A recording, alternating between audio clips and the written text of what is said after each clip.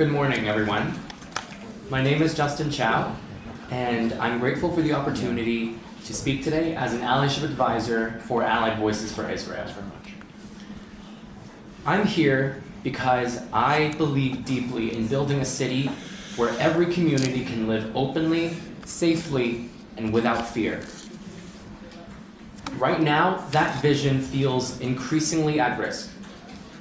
Anti-Jewish hatred has become more visible and alarming over the past year. A Jewish girls' school came under gunfire, synagogue windows have been shattered, and Jewish students face regular harassment on campuses. Online spaces are filled with hateful rhetoric that emboldens real-world violence. These are not isolated incidents. They reflect a broader pattern that we cannot ignore. And I've seen this impact my friends personally as well. Many Jewish students I know have been the targets of anti-Semitic comments, intimidation, and hostility. Some fear openly expressing their Jewish identity, unsure how it will be received, especially in spaces where they're surrounded by non-Jewish peers. This is not the kind of environment where learning and connection can thrive. Students want to see change, but they can't do this alone. They need their leaders to care enough to take bold and concrete action to protect them, to advocate for them, and to listen to and understand their experiences.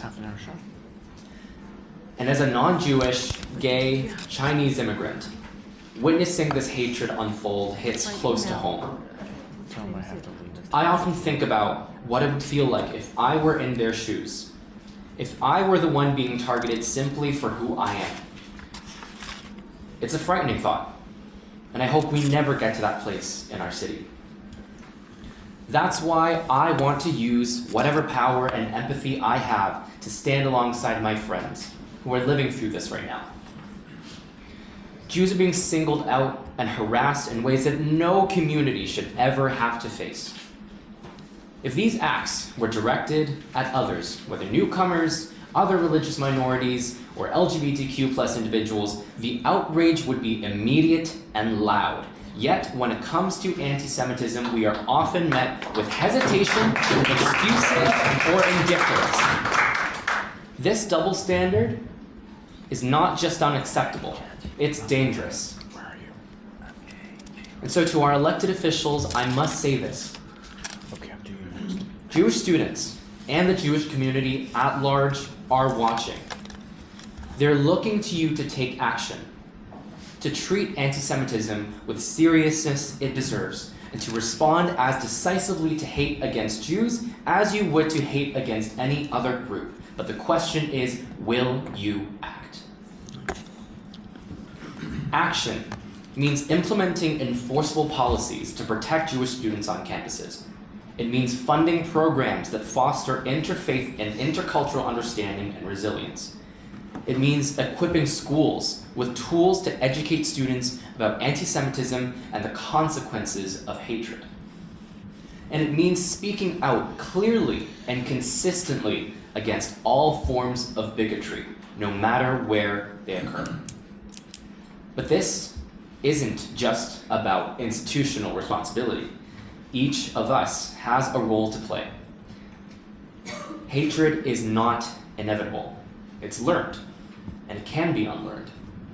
Every action, no matter how small, matters. And that might mean speaking up when you witness anti-Jewish hatred, listening to someone's experiences with an open heart, especially students, or challenging your own assumptions. And to the Jewish community here today, you are not alone. There are many of us standing with you, ready to support and amplify your voices. And to everyone else, know this.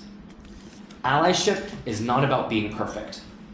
It's about showing up, taking meaningful actions, and learning as we go, consistently. And this summit here is a reminder of what can happen when people come together to confront hate. But it's also a reminder that this work does not end here. It's ongoing, and it demands persistence, courage, and commitment.